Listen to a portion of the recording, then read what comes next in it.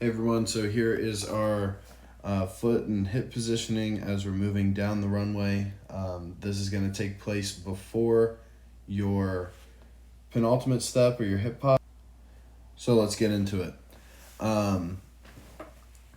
Primarily what you guys are going to be working through are your crossovers and getting comfortable with your crossovers.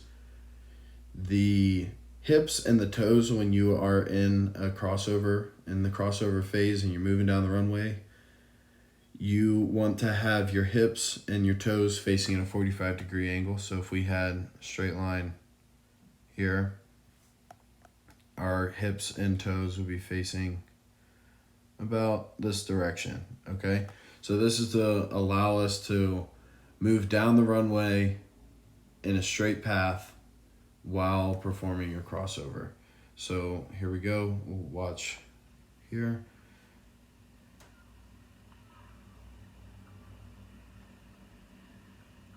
Your knees up, toes up. All right, so it's giving a clear path for each leg as you move down the runway.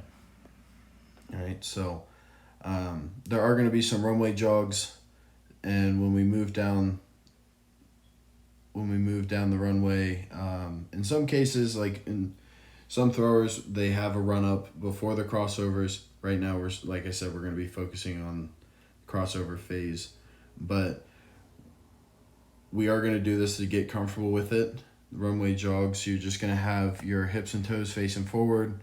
You just march in place, pulling those toes up, knees up. And as you go, when you would start jogging, we're just going to focus on that stability of the arm. Same with the crossovers, but stability of the arm as you move down the runway. These are the two different positions that your hips and your toes need to be at as we go forward with these different drills. So go ahead, give it a shot as you work through them. Just keep this in the back of your mind.